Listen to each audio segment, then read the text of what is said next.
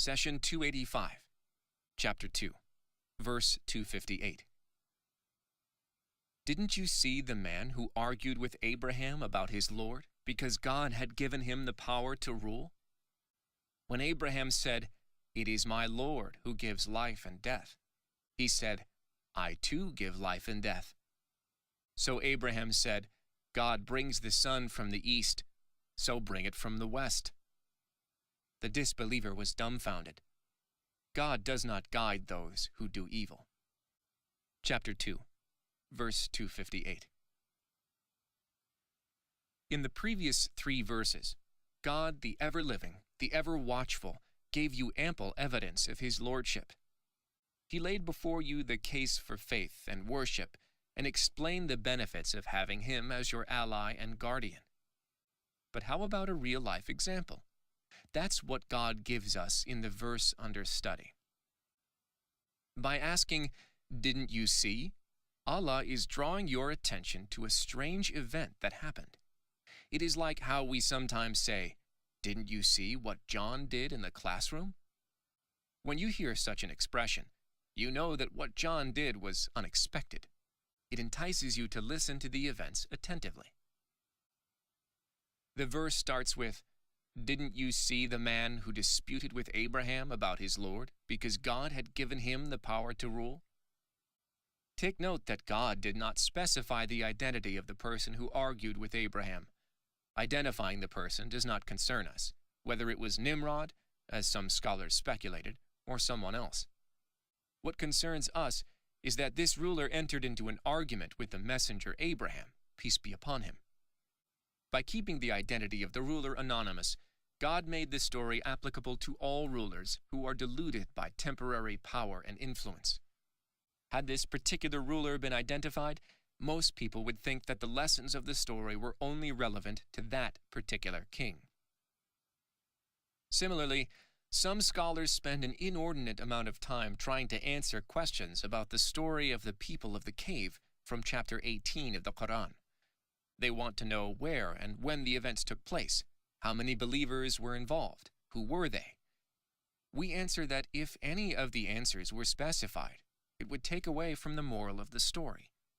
For example, if the time of the events was specified, a person may say, "It makes sense that these events happened so long ago, but they do not apply to modern times." And if the identity of the believers was determined, people may say that such personalities are capable of such behavior, but we cannot match the strength of faith. Hence, Allah, the All-Wise, left these matters unknown. The lessons of the story apply to all believers at all times in any land. Allah describes this man as the one whom God had given him the power to rule. Abraham, peace be upon him, said, "It is my Lord who gives life and death." Take note of the literary brilliance of the Quran, as it does not mention the original question. He left it to the listener to make that connection.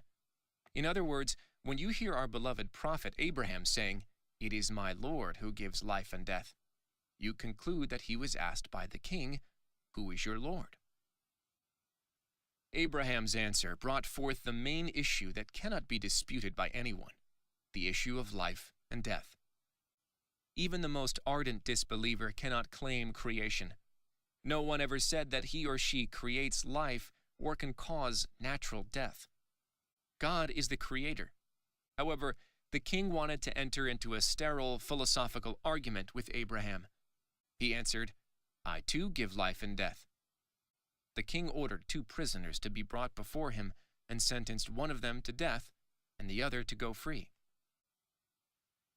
Prophet Abraham understood the trick and decided not to fall into the trap of endless argument of the true meaning of life on one hand and the difference between death and killing on the other. Abraham wanted to get to the core of the matter, so he replied with a statement which would end the controversy. He said, "God brings the sun from the east, so bring it from the west." Let's take a few moments to explain the difference between killing, which is what this king did, and death.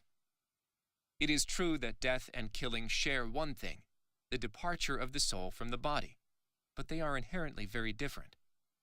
God says, Muhammad is but a messenger, and messengers passed away before him. If, then, he dies or is killed, will you turn back on your heels? Whoever turns back on his heels can in no way harm God, but God will reward the grateful. Chapter 3, verse 144. Take note that God mentioned death and killing as separate events. It is true that they both end life, but there is a difference between taking the soul without the destruction of the physical body and causing death by destroying the body. The soul is subject to certain laws.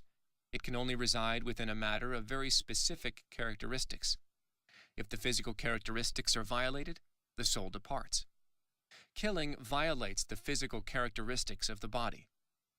God, the granter of life, is the only one who can cause death without changing the physical. Many of us have seen footage of a young, perfectly healthy athlete suddenly drop dead for no reason at all. This is death. Here is an example to clarify the interaction between the soul and the body. Suppose that you have a lit light bulb. What is causing the light bulb to emit light? It is the electricity flowing through it. If you break the glass, the bulb goes dark. But is the electricity gone? No, the electricity is still there, but it only shines as light under certain physical conditions, such as the vacuum inside a bulb. Likewise, the soul manifests as life only in a structure that has special characteristics. Hence, the killer does not take the soul away. Rather, he or she only destroys the physical structure, making it inhospitable to the soul. God made it clear, death cannot come to anyone without his permission, and the time of each person's death is written in a preordained register. Keeping that in mind, the king who disputed Abraham did not give life to the freed prisoner, nor did he cause death to the prisoner he killed. Allah wants to alert you to an important fact about prophets and messengers. The goal of the prophets when they dispute with their nations is not to triumph in argument. It is not to score points and boast. The one goal of prophets and messengers is to convey the truth. Thus, Prophet Abraham, peace be upon him, did not prolong the discussion about life and death. He only wanted to show the king who the true master of the universe is. The phrase, "the man who argued with Abraham about his Lord because God had given him power to rule," explains that the source of the king's stubbornness and tyranny was his power and authority. Allah has blessed you with countless bounties. Do you make your kingdom a means of transgression against the one who has bestowed upon you this kingdom? Do you show your gratitude to God by opposing him? What made this ruler so ungrateful? It was pride. In order to deliver God's message, Abraham changed the topic from the unseen soul to something apparent and visible.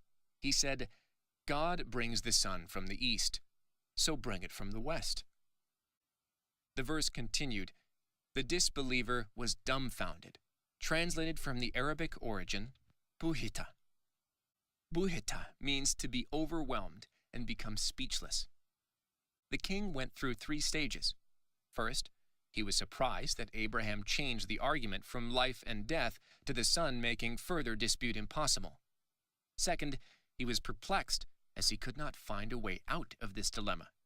Lastly, he was speechless and defeated.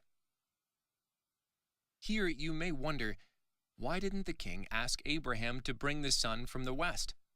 To answer this question, you should recall the previous verse. God says, "God is the ally of those who believe. He brings them out of the depths of darkness and into the light." As for the disbelievers, their allies are the power of evil who take them from the light into the depths of darkness. You should not be surprised by the weakness of the king's case. As long as he is a disbeliever, he will not receive God's help. As for Abraham, he was the friend of the Most Merciful. God is the ally of the believers. He did not inspire the king to argue further. Either the king's mind froze and became speechless, or deep inside, he knew the truth and feared that Abraham's Lord would bring the sun from the west to support his prophet. Either way, God is truly the ally of those who believe. Moreover, God does not guide those who do evil to his signs, nor does he support them in an argument.